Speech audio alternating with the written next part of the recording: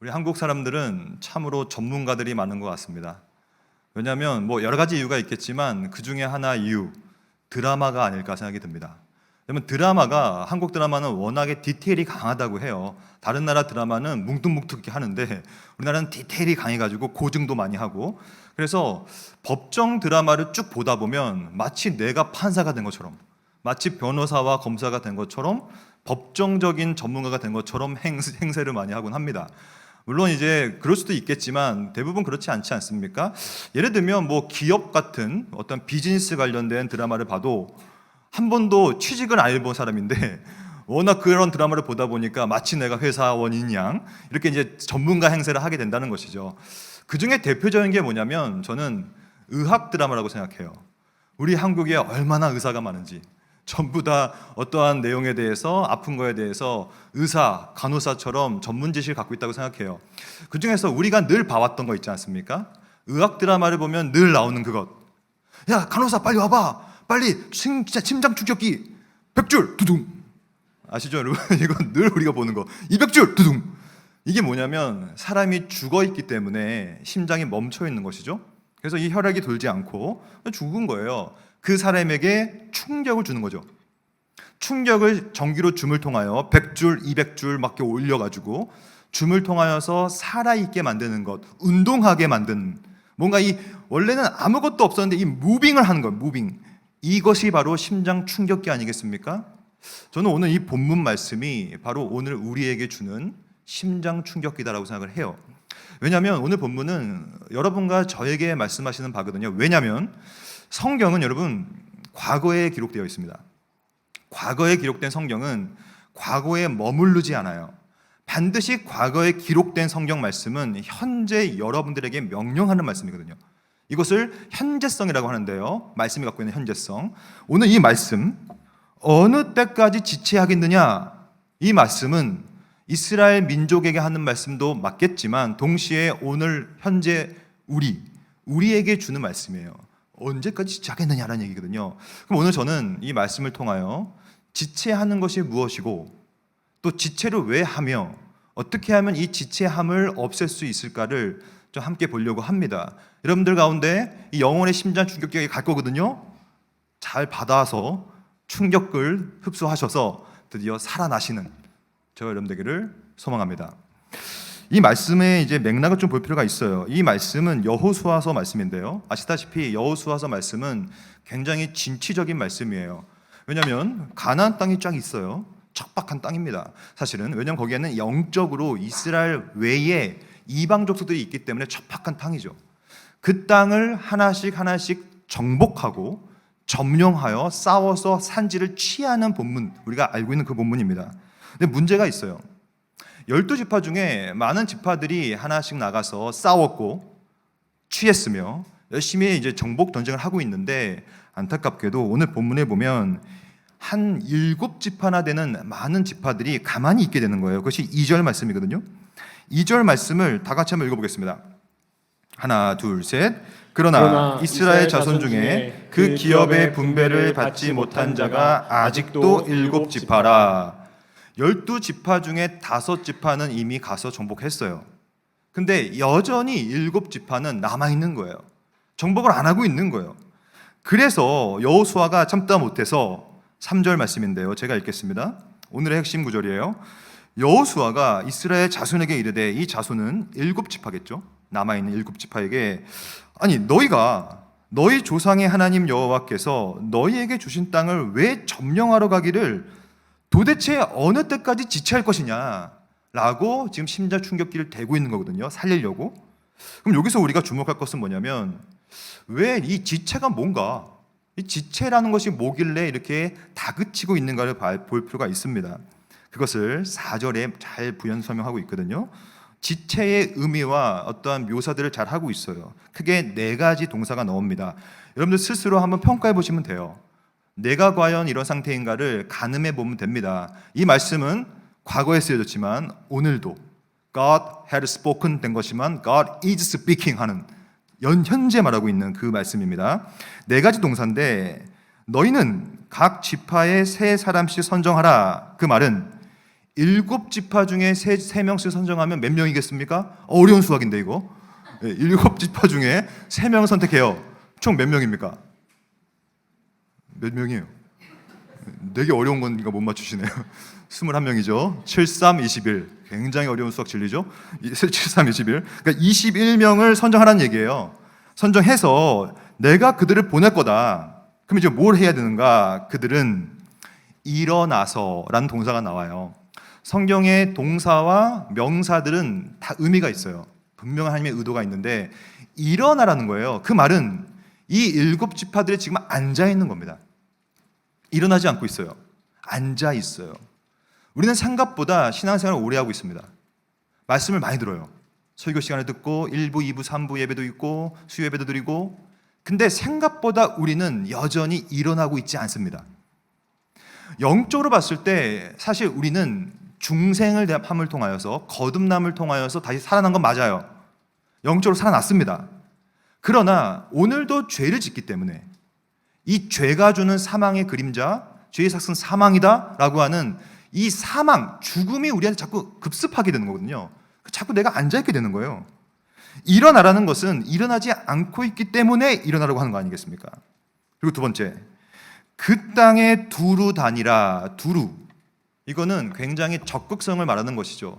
그냥 가서 그냥 갔다가 오는 것이 아니라 두루 다녀라. 이거는 되게 열심히 있어야 됩니다. 열정이 있어야 하며, 두루 다니는 것은 두루두루 열심히 적극성 있게 해라. 과연 우리의 삶은 어떻습니까? 우리는 사실 굉장히 소극적이에요. 성경에 많은 말하고 있습니다. 행악을 하기에는 신속하며 선행을 베풀기는 대단히 더디다. 이런 표현이 전도서에 많이 나와요. 이게 우리입니다. 두루 다니지 않아요. 적극성이 없어요. 근데 뭐라고 하냐면 세 번째는 그들의 기업에 따라 그 땅을 그려가지고, 그 땅을 그리려면 굉장히 많은 걸 준비해야 돼요.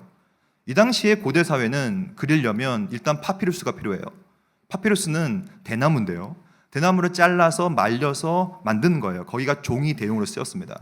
그것도 만들어야 되죠. 아니면 양피지라고 하는 양의 가죽을 벗겨서 거기다 썼거든요. 또 거기다 쓰려면 이 먹도 필요하고 다 필요한 거예요. 금강석 철필도 필요하고 막 이런 것들을 준비해야 되는 거죠. 준비하고 그냥 갑니까? 그 땅을 가서 그리려면 봐야죠. 관찰해야죠. 생각해야죠. 인식해야죠. 할 게 많아요. 굉장히 많습니다. 즉 일어나서 두루 다니고 그 땅을 쫙 그려가지고, 심지어 5절에 보면 그 땅을 7부분으로 나누라는 거예요. 나누는 것 자체가 굉장히 고민을 해야 합니다. 산지, 평지, 해변가를 쭉 보면서 나누는 작업, 이것도 굉장히 어려운 작업이거든요. 내 힘을 써야 되는, 에너지를 사용해야 되거든요. 마지막 동사, 그렇게 다 해서 내게로 돌아올지니라. 돌아오는 역할까지 책임감 있게 해야 된다는 거예요. 근데 문제는 7지파는 이 일을 하지 않고 계속 앉아있으며 두루 다니지 않고 적극성이 없으며 교회에 문지방만 밟고 돌아가며 이런 느낌이거든요. 두루 뭔가를 하지 않으며 그 땅을 그리지도 않고 생각 없이 살아가면서 돌아오지도 않는, 누구의 말입니까? 사실 이거는 저의 말이에요. 우리 모두의 이야기입니다. 이게 뭐냐면 바로 죄라는 거거든요. 죄는 죽음이기 때문에 우리를 자꾸 일어나지 못하게 만들며 두루 다니지 못하게 만들고 무기력하게 만들어요. 그 결과 땅을 그리지 못하고 명령에 순종하지 않는 것이죠. 저는 오늘 이렇게 여러분과 저의 모습을 잘 그려놓고 있는데, 그때 여호수아께서 뭐라고 하냐면 지체하지 마라. 어느 때까지 지체하겠느냐라고 외치는 거예요. 심장 충격기죠. 그럼 저는 이 본문을 보면서 아니 이 사람들은 도대체 왜 이렇게 지체하고 있나? 왜 일어나지 않고, 왜 그리지 않고, 왜 두루다니지 않는가에 대한 생각을 좀 해봤어요. 그게 세 가지로 좀 볼 수 있겠는데요. 첫째는 왜 이 사람들이 지체하고 있는가, 즉 여러분과 제가 왜 지체하고 있는가의 문제겠죠. 그 이유는 두려움 때문에 그렇습니다. 두려움. 그 두려움에 대한 증거는 16절 말씀에 나와 있는데 17장 16절입니다. 18장이 아니라 17장이에요. 제가 읽겠습니다. 16절. 요셉 자손이 이르되 그 산지는 우리에게 넉넉하지도 못하고 골짜기 땅에 거주하는 모든 가나 족속에게는 베스안과 그 마을들에 거주하는 자이든지 뭐가 있냐면 다 뭐가 있습니까? 철병거가 있느니라. 이 철병거 때문에 이들은 지체했다고 생각합니다. 왜냐하면 이 철병거는요, 지금으로 봤을 때는 별거 아닌 게 보이지만 그 당시에 고대 전쟁사 속에서 봤을 때 아주 게임 체인저 오브 더 게임 체인저스예요. 완벽하게 게임을 바꿔버릴 수 있는, 판도를 역전시킬 수 있는 엄청난 무기였단 말이에요. 왜냐하면 그 당시에는 맨날 총 싸우고, 총 없죠, 이거 칼 싸우고 막 단검 찌르고 막 이렇게 쭉쭉 이렇게 싸웠거든요. 근데 드디어 병거라고 하는, 지금으로 치면 탱크입니다. 이 탱크가 주둔하고 있었던 거예요. 이스라엘 백성들은 이 탱크를 보면서 탱크를 무찔 수 있는 하나님의 능력을 불신하고 탱크를 하나님 위에 두는 아주 안 좋은 죄를 저질렀어요. 이 죄는 사실 이스라엘 백성만 저지르는 것이 아닙니다. 이 일은 창세기 3장부터 시작돼요. 하나님은 명령하십니다. 선악과를 먹지 말라. 내가 하나님이야. 너는 내 명령을 따라야 해. 근데 아담과 하와부터 어떻게 시작됐냐면 자꾸 마음에 갈등이 생기면서 내가 저거를 먹으면 하나님처럼 될 것 같은데? 뭔가 눈이 열릴 것 같은데 라고 하는, 드디어 자기가, 인간이 하나님 위치에 올라가는 것을 죄라고 불러요. 이거는 지금도 벌어집니다. 여러분과 저는요, 생각보다 하나님 말씀을 많이 알고 있어요. 우리는 오늘도 이 일을 하면 죄고 이 일을 하지 않으면 죄가 아닌 것을 다 알고 있습니다. 이렇게 하면 하나님이 기뻐하실 것이고 이렇게 하면 하나님이 기뻐하지 않을 것이라는 사실을 우리는 다 알고 있어요. 근데 오늘도 그 말씀을 무참히 저버리고 오늘도 내가 왕이 되어서 내가 좋아 보이는 것, 내가 나한테 필요해 보이는 것, 좀 더 효율성 있고 실용주의적으로 보이는 걸 선택하는 게 우리예요. 그건 뭐냐면 하나님을 하나님의 위치에서 끌어내리고 내가 올라가는 거거든요. 그 결과, 죄를 지은 결과가 뭐냐면 드디어 감정이 바뀌어요. 그걸 제가 하나 읽어드릴게요. 창세기 3장 10절 말씀인데요, 제가 읽겠습니다. 죄를 짓고 나서, 저기 나오네요. 한번 같이 읽어볼까요? 하나 둘 셋. 내가 동산에서 하나님의 소리를 듣고 내가 벗었으므로 두려워하여 숨었나이다. 죄를 지고 나서 반드시 나오는 감정은 두려움입니다. 두려움. 이건 뭐냐면 사실 두려움은요, 크게 두 가지의 영역이 있어요. 좋은 두려움도 있고 나쁜 두려움도 있어요. 좋은 두려움은 뭐냐면 하나님을 하나님으로 인정할 때는 반드시 좋은 두려움의 감정이 옵니다. 이것을 뭐라고 하냐면 경외라고 불러요. 경외. 하나님을 하나님으로 인정하고 하나님이 누구신가를 깨닫고 하나님이 나에게 베풀어 주신 은혜와 모든 자비와 긍휼을 내가 깨닫는 순간 내가 뭘 느끼냐면 나는 정말로 아무것도 아니구나. 하나님은 압도적인 분이구나라고 하는 경외심이 느껴요. 이 경외심이 예배의 가장 중요한 감정이에요. 여러분들은 예배 왜 나오십니까? 예배가 이끌어갈 수 있는 유일한 감정은 경외함이에요. 두려운 마음이에요. 저는 지금 합동 측, 예장 합동 측 우리 학교의 교수인데 조이신학 교수라서 저는 많은 주일학교 교재라든지 소그룹 공과 하나바이블 이런 걸 제가 감수하고 집필을 하고 있는데 제가 늘 지적하는 게 있어요. 뭐냐면 주일학교 이 가사를 보면요, 자꾸 뭐 하나님은 우리의 친구 막 이러잖아요. 여러분, 하나님은 우리의 친구가 아닙니다. 저는 그걸 늘 말해요. 왜 이렇게 하나님을 낮게 대하는지 모르겠어요. 물론 저도 이제 초등학생 딸이 있고 아이들한테는 하나님의 친구고 같이 지내야 되고 뭐 이런 관계를 말하고 있겠죠. 그러나 엄밀히 말해서 하나님은 우리의 친구가 될 수가 없어요.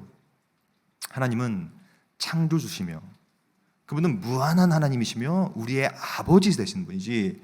근데 너무 우리는 하나님을 막대하고 친구처럼 심지어는 하나님을 이용해 먹으려고 하고, 그러니까 하나님을 포켓에 집어넣고 평소에는 찾지도 않아. 그러나 내가 힘들어질 때 찾아. 이거 끄집어냅니다. 하나님을 오용하고 남용하고 있죠. 너무 하나님을 막대하고 경외로움은 없다고 봐야 돼요. 하지만 그것은 하나님이 누구신가를 우리가 정확히 깨닫지 못했기 때문에 그렇다고 생각해요. 하나님이 누군가를 내가 정확히 깨달으면요, 반드시 나오는 감정은 경외스러움인데 그것이 베드로의 감정이에요. 예수님께서 베드로에게 베드로야 그물을 던졌어요. 물고기를 엄청 잡았습니다. 말씀에 순종한 자의 특징이죠. 말씀에 순종하면 하나님을 경험하게 되거든요.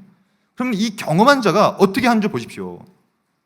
당신 내 친구야 이렇게 했습니까? 그 앞에 무릎을 꿇었어요.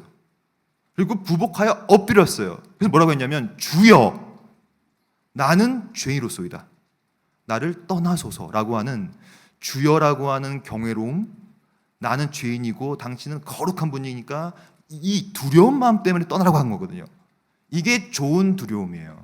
즉 하나님을 하나님으로 인정하면 반드시 우리에게 오는 건 좋은 두려움이에요. 하지만 반대로 하나님을 하나님의 위치에서 끌어내리고 거기에 내가 올라가거나 내 욕심이 올라가거나 내 아집이 올라가면 반드시 나쁜 두려운 감정이 생겨요.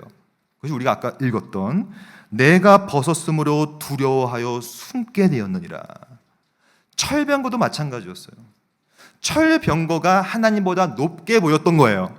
그렇기 때문에 안 좋은 두려운 감정이 생겼고 이 두려운 감정 때문에 결국에는 두루 나가지 못했던 거예요. 왜냐하면 나가자마자 철병거를 만나서 죽을 것 같으니까. 이 두려운 마음 때문에 계속 지체하여 앉아있게 되는 것입니다. 여러분들은 무엇이 두렵습니까? 두 번째, 그러면 이 두려운 마음은 반드시 우리에게 뭘 이끌어내냐면 왜 이들은 지체했냐면 그 두려운 마음 때문에 앉아있었으므로 게을러져 버린 거예요. 두 번째는 이 게으름 때문에 그렇습니다. 우리가 활동적이지 않는 이유는 사실 게으름이 가장 중요한 원인이에요. 그럼 이 게으름을 어떻게 볼 수 있을까요?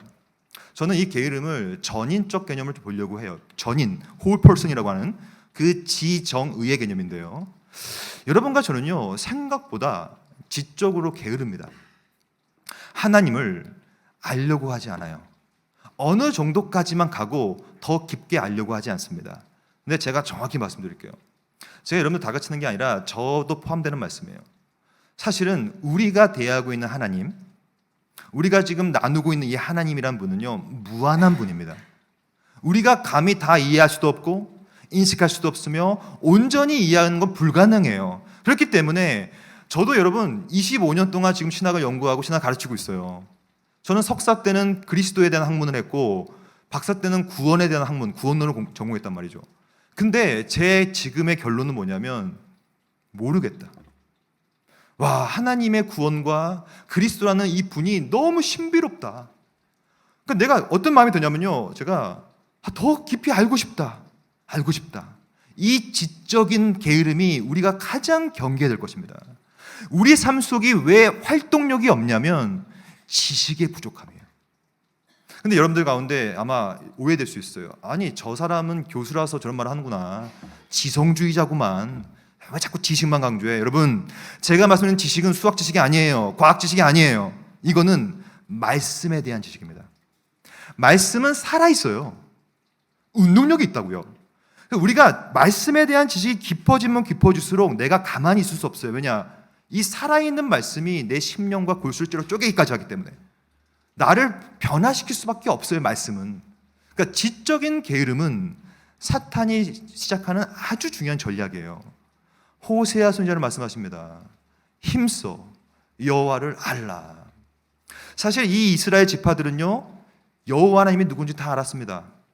조상들한테 다 들었을 거예요.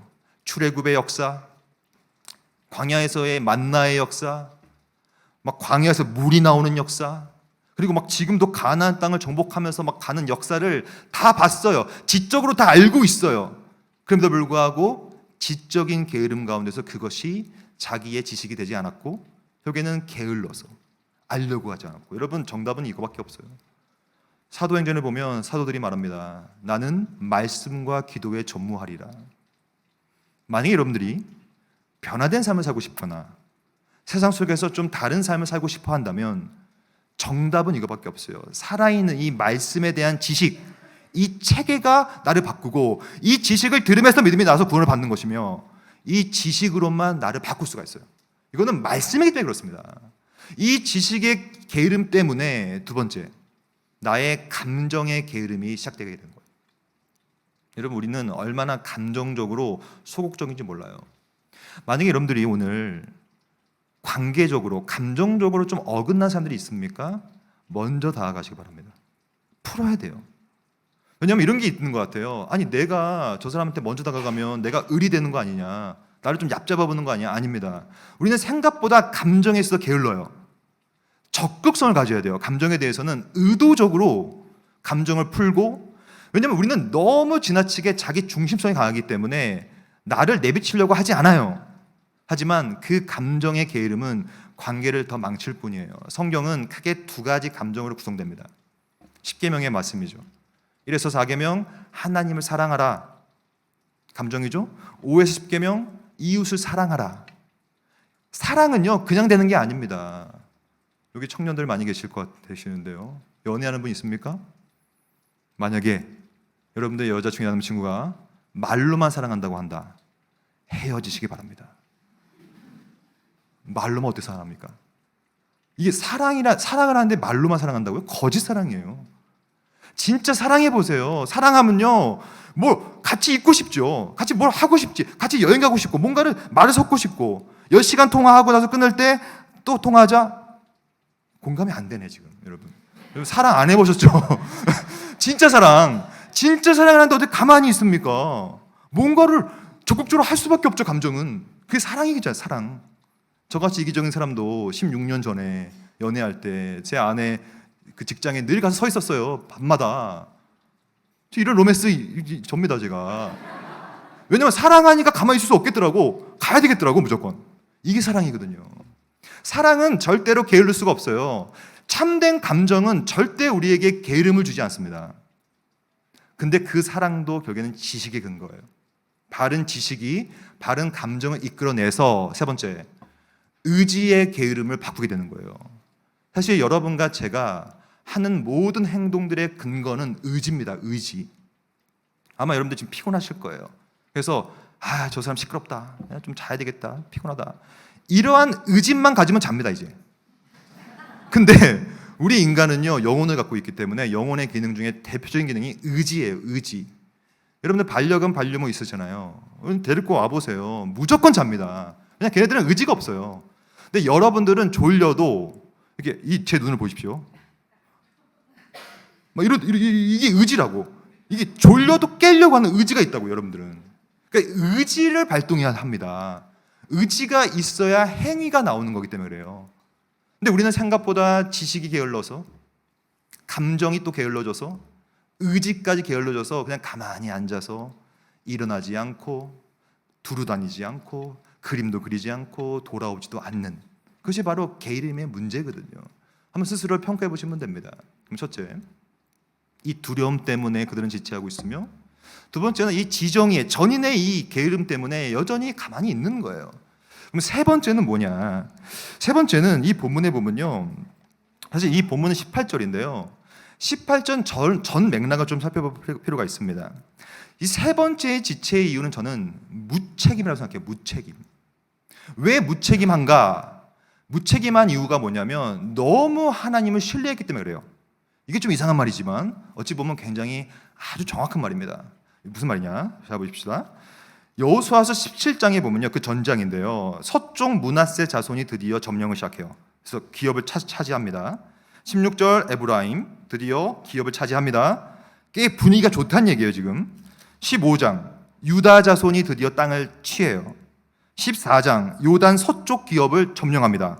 분위기가 좋아요. 하나님께서 정복 전쟁에서 다 이기게 만들어 주셨어요. 너무 좋죠. 13장 요단 동쪽 기업을 분배하고 있으면서 쭉 가고 있죠. 분위기 좋죠. 11장 드디어 가나안 북방을 취하는 사건. 무슨 말입니까? 18장 이전을 보면요, 맥락이 굉장히 좋아요. 은혜가 가득하고 하나님의 일하심이 있고 뭔가 다 잘 풀리고, 그러다 보니까 오늘 이 7지파는 가만히 있었던 것 같아요. 어차피 하나님이 해 주실 거야. 어차피 하나님께서는 영원전에 모든 걸 작정하시지. 우리 같은 장로교인들은 특별히 예정론을 믿잖아요. 그래, 하나님이 다 예정하신 거고 다 계획하신 거야. 그것이 섭리야. 어떻게 해도 하나님께서 이끌어 가실 거야 라고 하면서, 그 말은 늘 말로는 모든 것은 은혜입니다. 근데 그 안에는 나는 그래서 아무것도 안 하겠습니다. 하나님이 다 하실 겁니다. 최악입니다. 이것을 전문용어로 하면, 이게 좀 죄송하지만 제가 또 신학을 연구했기 때문에 또 이게 직업병입니다. 그래서 용어를 하나 쓸게요. 이것을 반율법주의 혹은 무율법주의라고 불러요. 여기서 말하는 율법은 모세율법이 아니라 인간의 행위를 가리킵니다. 즉 인간의 행위가 없어요. 무율법. 심지어 인간의 행위를 반대해요. 반율법주의. 즉 은혜를 전면에 내세우면서 나는 아무것도 안 하려고 하는 사람들. 무책임하죠. 사실은 은혜는요, 그 근거가 책임감이에요. 왜냐? 그 은혜는 압도적이고 그 압도적인 은혜를 뜯어보면요, 거기 안에는 그리스도의 피가 잔뜩 서려 있어요. 그리스도의 피 묻은 십자가와 그의 고난과 고통이 거기 안에 가득 서려 있기 때문에 그것을 내가 받으면 가만히 있을 수가 없어요. 여러분들이 수영을 아무것도 못하는 생각해 보세요. 수영을 아예 못합니다. 물에 빠졌어요. 꼬르륵 들어갑니다. 이제 곧 죽어요. 왜냐? 소금물에 이 물이 들어오고 있어요. 지금 곧 죽어갑니다. 근데 누군가가 뛰어들어요.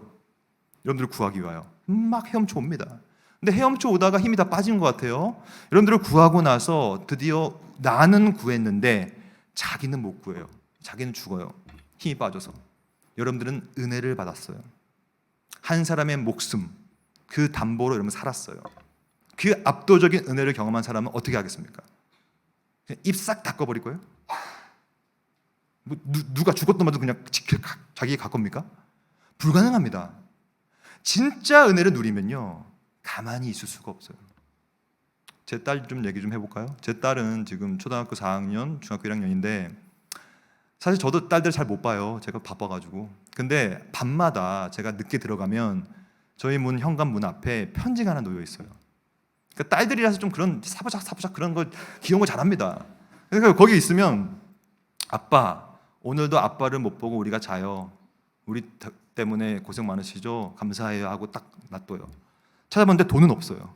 이렇게 찾아봐도 돈 없는데 편지는 있어요. 근데 그걸 보면요, 부끄럽지만 눈물이 핑 돌아. 우리 애들이 그래도 아빠가 이렇게 고생하고 다니는 걸 아는구나. 왜냐면 제가 이번 여름에 너무 일정이 많아가지고 집에 거의 못 자고 있거든요. 근데 제가 볼 때 걔네들이 하는 것은 뭐냐면 입 싹 닦은 게 아니라 최소한 자기의 감정을 표현한 거예요. 아빠가 우리를 위해서 열심히 하는 모습을 기억하고 딴 거 없어요. 그냥 뭔가를 적어 놓는 거죠. 이게 최소한 은혜를 받아 누리는 우리의 감정이 되어야 합니다. 책임감이죠. 근데 이 사람들은요, 책임감이 없었던 것 같아요. 그냥 무책임하게. 여러분, 은혜라는 것은 반드시 우리에게 책임감을 부여하기 때문에 이런 거예요. 여기 보니까 역삼역이던데, 사거리. 여러분들이 역삼역에 가가지고 그 중앙에 가서 사거리에 하나님 은혜롭게 나를 살려주십시오 하고 그 사이에 서봐요. 어떻게 됩니까? 죽어버려요. 설악산에 올라가가지고 주여 나 이제 뛰어듭니다. 하나님 은혜로 나를 보호해 주옵소서. 뛰어들어봐요. 죽어요. 이것을 뭐라고 하냐면 하나님께서는 반드시 우리와 더불어 역사하는 개념이에요. 이거 우리가 좀 더 볼 건데요. 즉 하나님은 늘 우리와 더불어 책임감 있게 우리를 보살피시고 우리에게 책임감을 요구하는 것이죠. 근데 오늘 이 본문을 보니까 이스라엘은 왜 가만히 있냐면 어차피 해줄 거라 생각했던 것 같아요. 어차피 5지파는 다 점령했다. 그것이 하나님의 약속이었어. 어차피 될 거야. 느낌으로 가만히 있었기 때문에 정확히 말합니다. 어느 때까지 지체하겠느냐. 그러면 우리는 그러면 왜 지체하면 안 될까요? 왜 우리는 이제 나가서 그림을 그려서 여호와께로 돌아가야 할까요? 그 이유가 있어요. 이 이유가 오늘 설교의 핵심이긴 합니다. 바로 여러분과 저에게 있는 것이 뭐냐면 복음이기 때문에 그렇습니다. 복음. 복음이 갖고 있는 성격은 오늘 봤던 두려움, 게으름, 무책임과는 정반대의 속성을 갖고 있어요. 가장 복음과 어울리지 않는 것이 그러므로 두려움이며 게으름이며 무책임감이에요. 왜 그런가? 첫째, 복음은 한 번도 두려움을 느낀 적이 없습니다. 기독교의 역사를 보십시오. 세계 종교의 역사를 보십시오. 비교 종교학을 연구해 보십시오. 어떠한 종교도 진리 때문에 자기 목숨을 버리지 않아요. 역사를 보면요, 가장 많은 순교자가 나온 종교가 기독교입니다. 초대교회 역사를 보십시오. 너무나 많은 고문을 하니까 로마 시대에 그냥 막 십자가에 막 화형시키는 건 기본이고 로마 도시가요 불이 꺼지지 않았어요. 모두 다 죽었단 말이에요. 화형식 당해서. 막 사자굴에 들어가는 건 뭐 기본이고요. 신체 훼손 고문은 너무 많이 했단 말이에요. 눈, 코, 입이 다 잘라나가고 없습니다. 기독교가 공인화되고 나서 교회 문이 열렸어요. 다들 들어오는데 어떻게 들어오는지 아십니까? 팔이 없고 코가 없고 신체가 없는 거예요. 그렇게 눈물 흘리면서 들어왔다고 해요. 그만큼 두려움이 없는 거예요. 왜 두려움이 있냐면 우리 가운데 복음이 없으니까. 복음은 두려움을 전혀 생산하지 않습니다. 언제나 복음은 우리에게 두려움을 없애고 진취적으로 앞장서 가게 만드는 게 복음의 능력이거든요. 복음과 두려움 그러므로 공존할 수 없는 감정이죠. 두 번째, 복음은 한 번도 게으른 적이 없어요. 물론 지금 한국 교회 뭐 코로나 팬데믹 교회가 망했다, 교회가 뭐 예배가 망가졌다 이러고 얘기하고 있지만 뭐 기독교가 개독교가 됐다 뭐 이런 말이 있잖아요. 저는 전혀 그렇게 생각하지 않습니다. 복음은 한 번도 확장을 멈춘 적이 없어요. 언제나 이 시간에도 교회는 점점 확장되고 있습니다. 이 시간에도 전 세계를 살펴볼 때 교회는 세워지고 있으며 복음은 땅끝까지 사마리아와 온 유대와 땅끝까지 지금 전파되고 있으며 확장되고 있어요. 한 번도 게으른 적이 없어요. 문제가 뭡니까? 여러분과 저의 문제인 거예요. 우리가 복음을 경험하지 못했고 우리가 복음에 합당한 삶을 살지 못했기 때문에 여전히 지체하고 있는 것뿐이지 복음은 어디 안에 갇힐 수가 없어요. 반드시 확장적으로 선포되는 것이 복음이기 때문에. 세 번째, 복음은 아주 책임감이 강합니다. 왜냐? 복음을 갖고 있는 주체, 그것을 계속 우리한테 주시는 주체가 하나님이시기 때문이에요. 하나님은 가장 책임감이 뛰어난 존재예요. 세상을 만듭니다. 창세기 1장. 세상을 쫙 만들어요.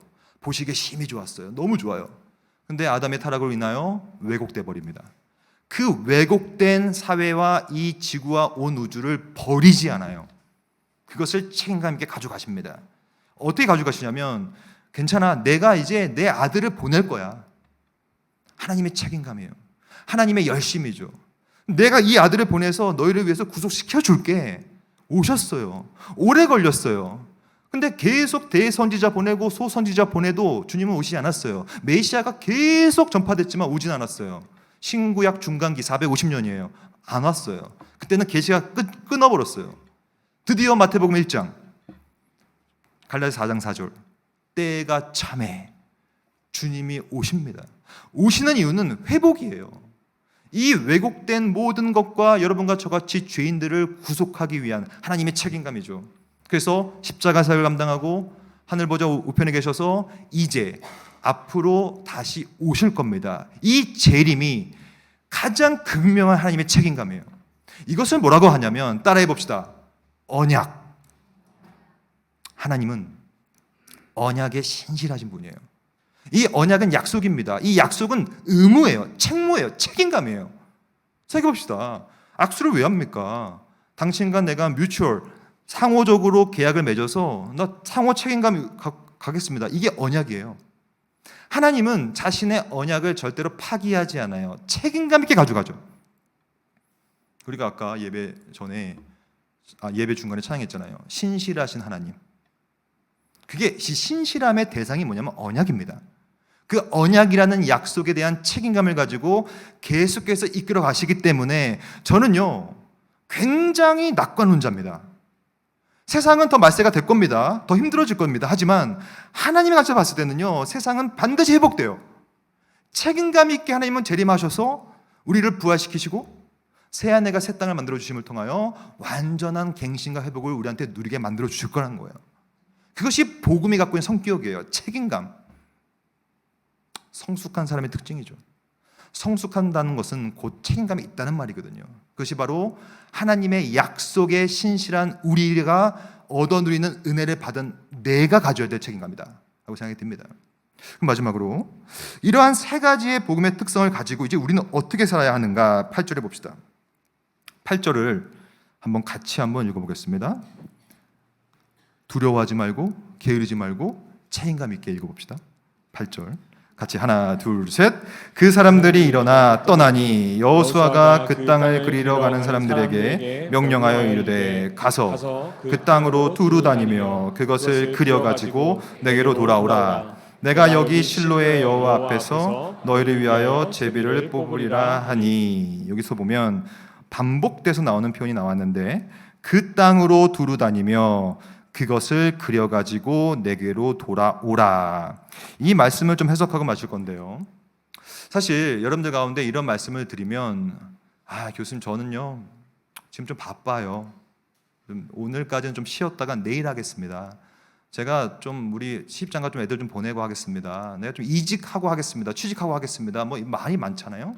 근데 사실은 오늘 이 말씀, 일어나서 땅을 두루다니고 열심히 다하여 그림을 그려서 돌아오라라는 것은 오늘 우리에게 하는 현재적 말씀이거든요.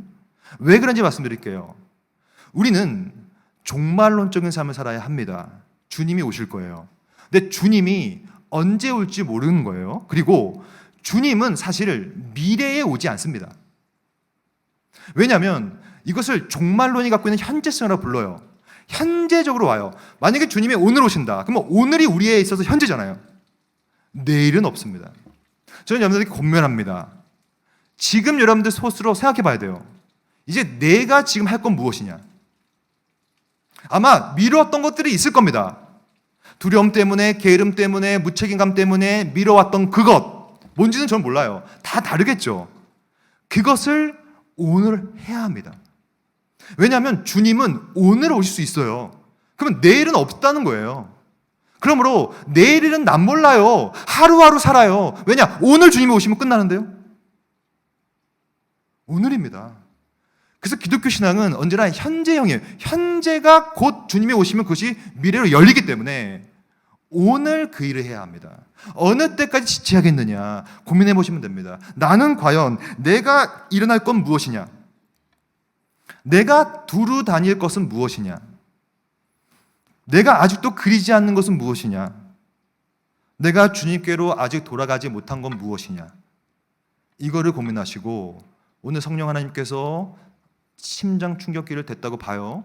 한번 고민해 보셔서 오늘 이 일을 하시는 저와 여러분 되기를 소망합니다.